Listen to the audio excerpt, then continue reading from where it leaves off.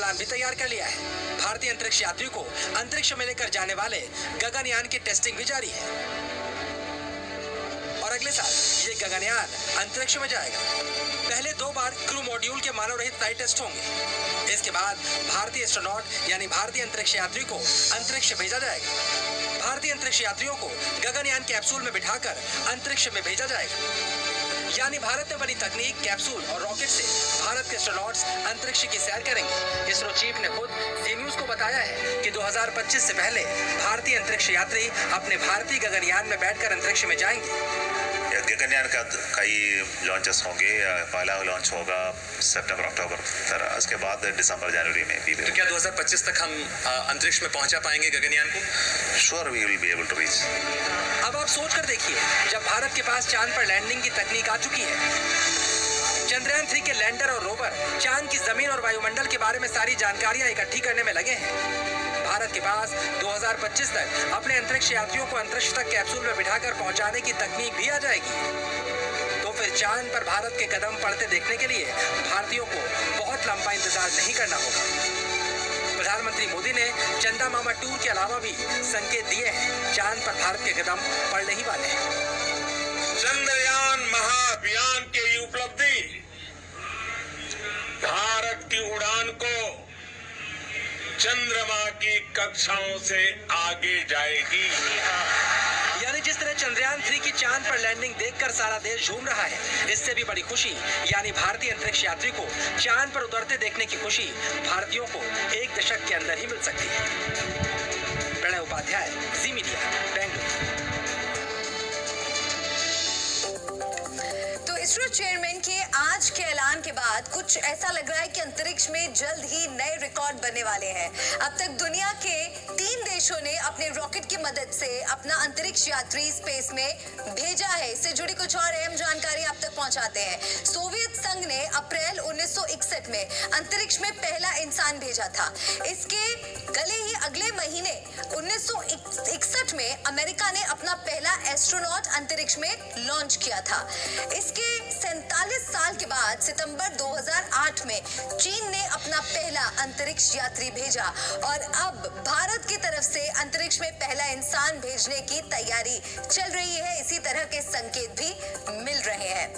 भारत के पूर्व राष्ट्रपति अब्दुल कलाम आजाद ने एक सपना देखा था कि चांद पर भारत अपना निशान छोड़े। चंद्रयान 3 के रोवर ने भारत के मिसाइल मैन कहे जाने वाले कलाम साहब का सपना पूरा कर दिया और अब ये रोवर प्रज्ञान 14 दिनों तक प्रयोग करके हिंदुस्तानियों के चांद के रहस्य को सुलझाने का सपना भी पूरा करेगा। ये सपना चंद्रयान 2 के लैंडर के क्रैश होने के बाद चंद्रयान 3 की सफलता के लिए जी जान से जुटे भारतीय वैज्ञानिकों का भी सपना है, जिसने देश का सम्मान पूरी दुनिया में बढ़ाया है।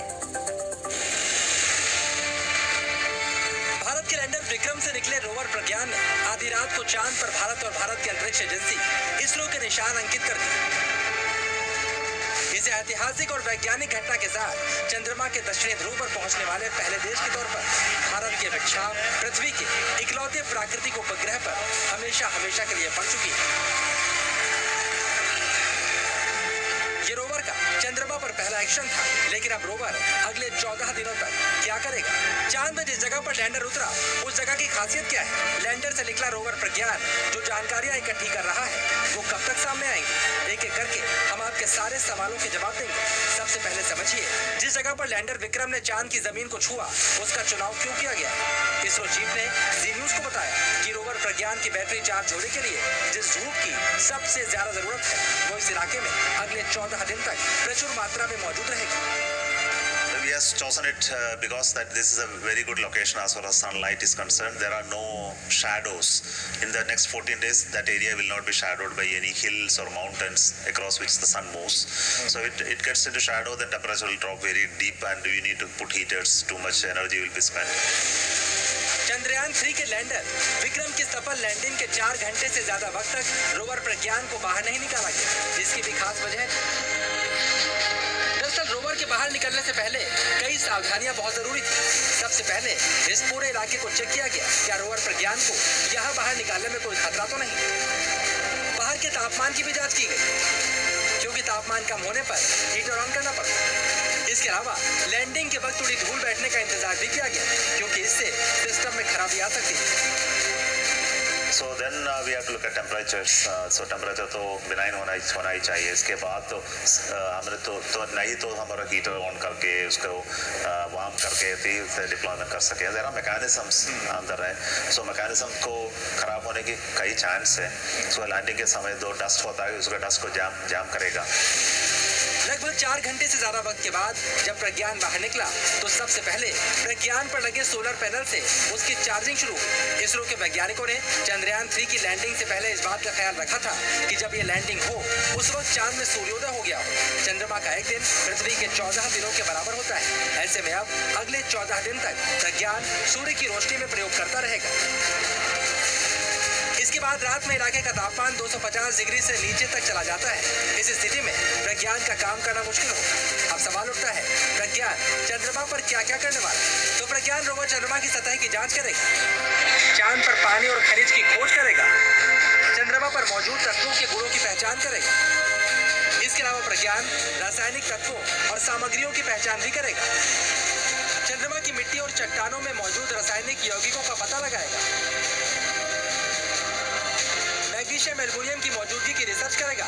इसके अलावा सिलिकॉन, पोटेशियम और आयरन की मौजूदगी का पता भी लगाएगा। प्रज्ञान चंद्रमा पर कैल्शियम और टाइटेनियम की उपस्थिति की खोज भी करेगा। रोवर प्रज्ञान से मिली जानकारियां सिर्फ देश के लिए नहीं बल्कि पूरी दुनिया के लिए गेम चेंजर साबित होंगी। ब्रिक्स देशों की बैठक में खुद प्रधानमंत्री नरेंद्र मोदी ने दुनिया को यह संदेश दिया है।